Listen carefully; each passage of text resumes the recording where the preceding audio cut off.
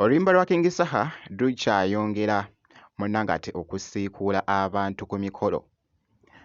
Ndabye akatambi kano akabadde kafuuse munnange ate ettabbu ku mukutu ogwa TikTok aka King Saha muganda wange kye yabakoze wali ku ceremony kibadde kikambwe.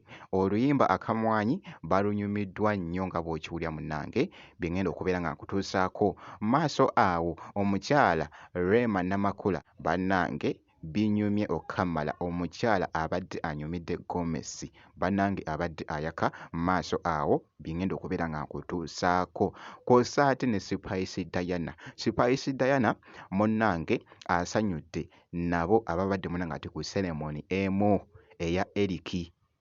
Esayidi awo maaso bampita Jaminati, nsinza ku Jaminati Yogi ŋŋenda kubeera nga njija nabyo maaso awo. Kakasa nti nno osubscribinga kw'ossa ate n'okulayikinga vidiyo. Kaakati nno munnange kansooke nkutegeeze nti oluyimba lwa King Saha akamwanyi bannange lukyakutte abantu omubabiro.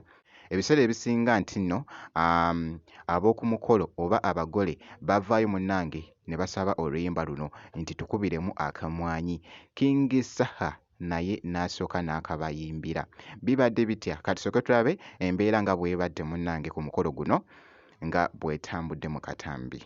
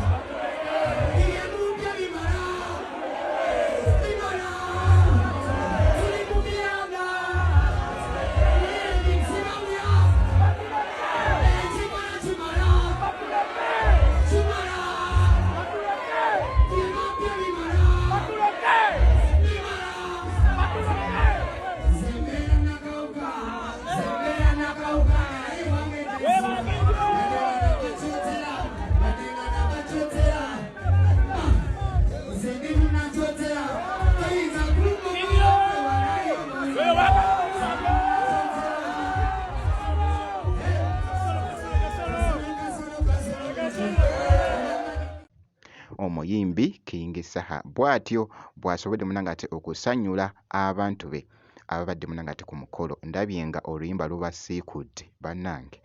Naye nno kankongereyoko wali ku mukyala munnange ate Rema Namakula. Rema Namakula abaddeko n'omukolo gw'abadde avaako wabula nga ali munnange ate mu mmotoka.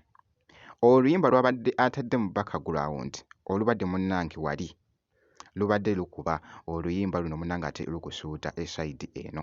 Bannange alunyumiddwa, abadde ayaka, abadde mu enjoyment nga bw'ogezaako okulaba.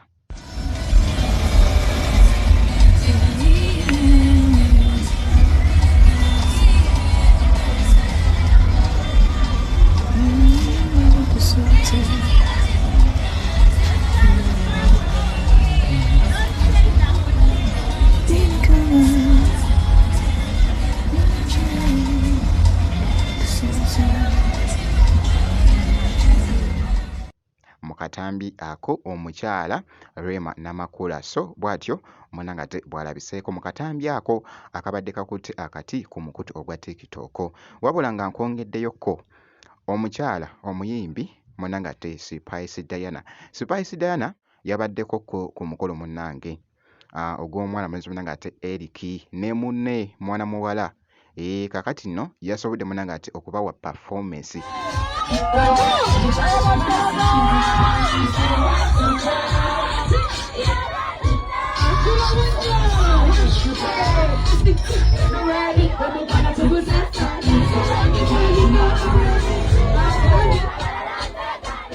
Omukyala Spice Diana performance bw'etyo bwe yabadde nga bw'ogezaako okulaba akatambi ako. N'ateekayokko n'ebyo ebifaananyi ndowooza ogezaako okulaba munnange ate abagole esayidi awo basobodde munnange ate okunyumira ebyambalo byabwe byabadde bambadde. Kw'ossa ate n'omukyala Spice Diana ndowooza omulabi abadde yeesaze omukyanana. Munnange naye gubadde gumunyumidde ate okuzaama. So bwe ntyo munnange ate bwe nkoze ebyo ebifaananyi nno bibadde bikutte akati kakasa nti nno osubscribinga ebisigadde byonna obitwekere ngenda kubeera nga nkomawo mu maaso awo n'ebirala.